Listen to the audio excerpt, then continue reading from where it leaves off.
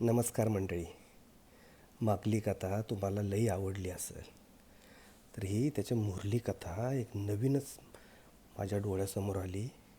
म्हटलं सांगावं तुम्हासनी, आवडल. तरी एक दिवस संध्याकाळच्या टायमाला कामं बिमं उरकून मी धारा काढायला सुरुवात करत होतो. तवर आवाज आला, वशा. बघितलं तर आमच्या सरकार. म्हटलं काय हो सरकार? आणि सोबत बघतोय तर आईसाहेब, आमच्या सरकारांची आई.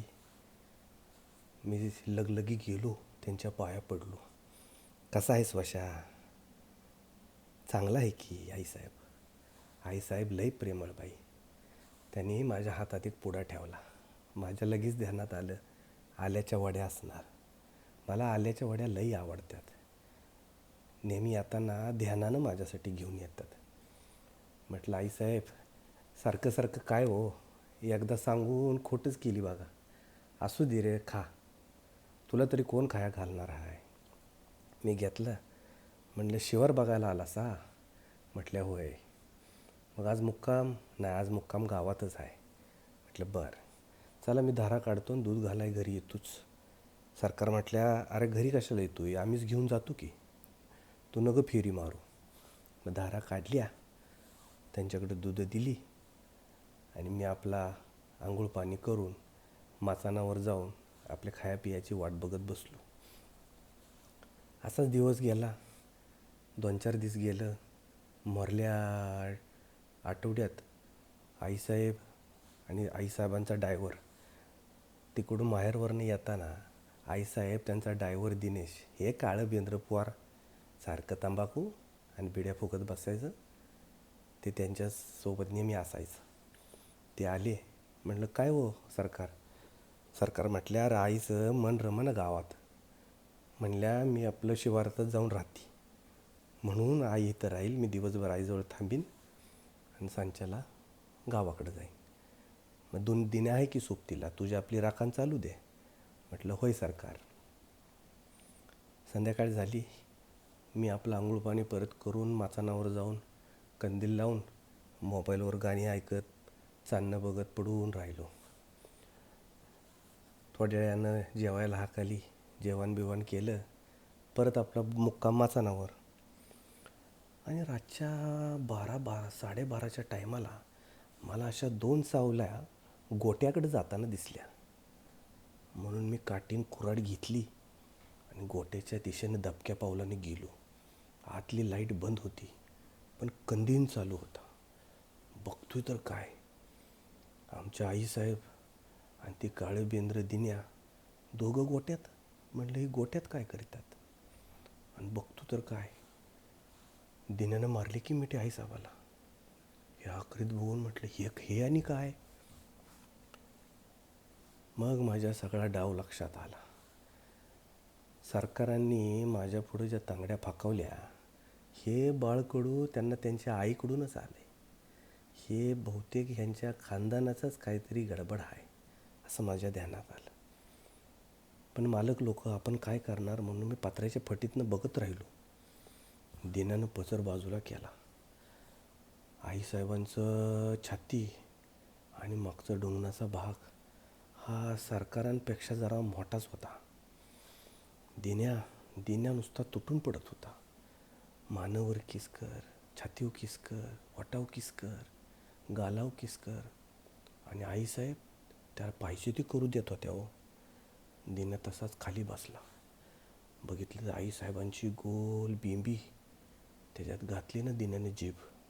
लागला फिरवाया. आईसाहेब नुसत्या हळूहळू कणत होत्या.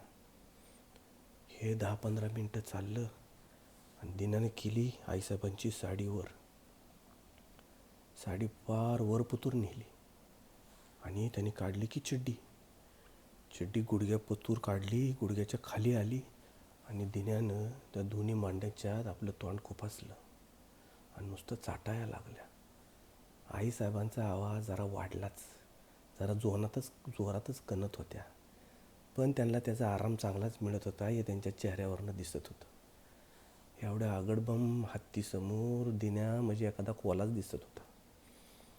ही बाई दिन्याला आपल्या मांड्यात दाबून मारती का काय असंच वाटलं. 10-15 मिनटं दिना नुसता चाटत होता. चाटून झाल्यावर दिन्या उभा राहिला आणि त्यांनी आईसाहेबाचे जंपर उडायला चालू केलं. एक एक बटन काढलं. तसं आईसाहेबांचं आंबं हिंदकळतच बाहेर आलं.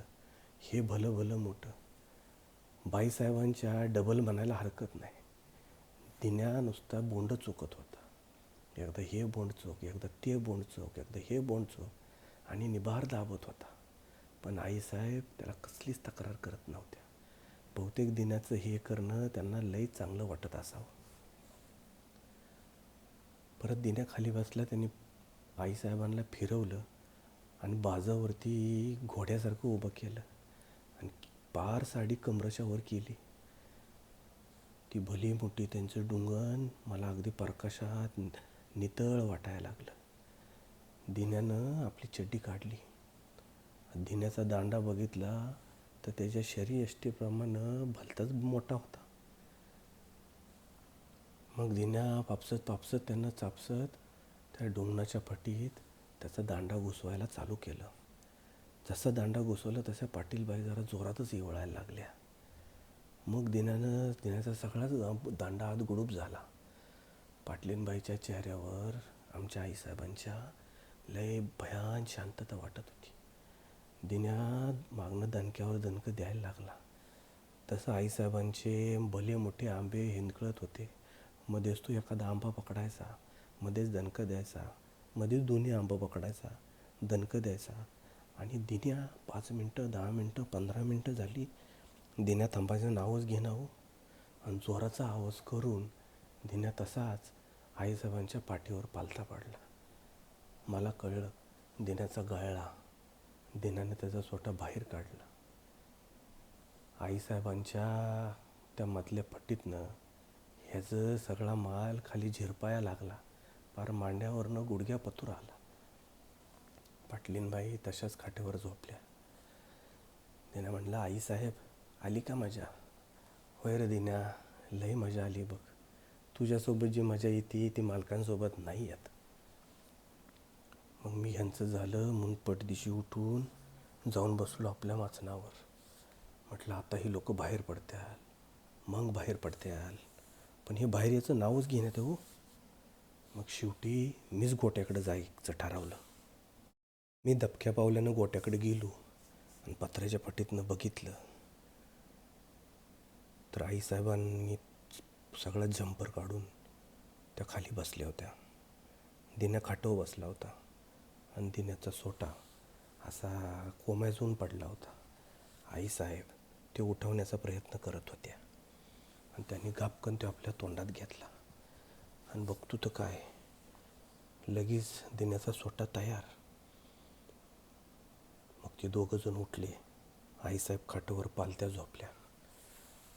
दिन्यानं आईसाहेबांचा पार कमरपतूर वर केला. आईसाहेबांच्या ते दोन उभार अगदी उठून दिसत होते. म्हणलं, दिन्या चांगलीच मज्जा करतोस की र. आणि दिन्यानं तेलाची बाटली काढली आणि डोंगणावर थेंब थेंब टाकायला लागला. म्हटलं, ह्यो तेलाच्या बाटलीनं काय करतोय? पण दिन्याच्या ध्यानीमनी काही वेगळंच होतं. दिन्याने सोटा काढला आणि आईसाहेबांच्या मागणं टाकायला लागला. म्हणलं, अरे मरणं जागा कमी पडली होय, ते इथं बी टाकतो यास. पण आम्ही मनातल्या मनातच म्हणायचं. हे सगळं बघत असताना माझा सोटा मात्र दिन्याच्या सोट्यापरीच मोठा झाला. दिन्यानं हळूच एक काचकन दणका दिला आणि आपली सुपारी आईसाहेबांच्या आत टाकली. आईसाहेब सुका होईना पण इवळत होत्या. दिन्यानं दुसरा दणका मारला, अर्धाभर आत गेला. आणि जसा दिन्यानं तिसरा दणका मारला, दिन्याचा अक्का आईसाहेबांच्या मागणं गुडूप झाला. त्याने आईसाहेबांचे आंबे मागणं पकडले आणि त्यांच्या पाठीवरती मान पकडून मागणं दणक्यावर दणकं यायला लागला. फटाक फटाक फटाक फटाक आवाज नुसता चालू होता. दिन्या थांबायचं नाव घेना. आईसाहेब बी त्याला दिन्या कर, दिन्या जोरात कर, त्याला अगदी उत्साहीच करत होत्या जणू. दिन्याचं दणक्यावर दणकं दणक्यावर दणकं अर्धा तास चाललं.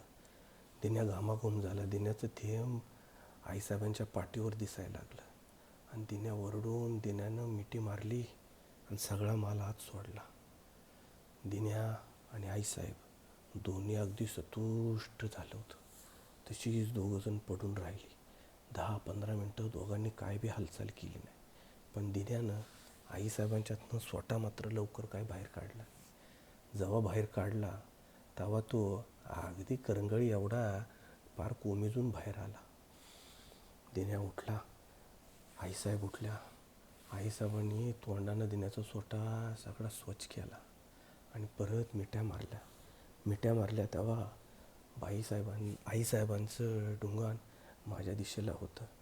ते सगळे चढ उतार, ती जाडी बघून म्हटलं ही बाय तर आमच्या सरकारांपेक्षा उजवी आहे. दिन्या मजा करतोयच बघतो. आता हे कपडे घालायला लागली. मला वाटलं आता हे निघणार बाहेर म्हणून मी दबक्या पावलानं तिथून सटाकलो आणि माचानावर जाऊन झोपलो. ती दोघं बाहेर आली आणि मळ्यातल्या घरात गेली. मग माझ्या ध्यानात आलं की आईसाहेबांना गावात मन का रमत नाही आणि आईसाहेब वरचेवर काय येतात. तेव्हा मला कळलं तिकडं काय चान्स मिळत नसेल, दिन्यासोबत आहे इकडंच आग भागवून घेत असतील. मग मी रातचा डाव ठेवूनच असायचो. रोज रात्री हे दोघं त्या 2 सावल्या गोट्याकडे जाताना दिसायच्या. आणि जवळपास 2 आठवडं त्यांचा ह्यो कार्यक्रम मी माझ्या उघड्या डोळ्यानं बघितला.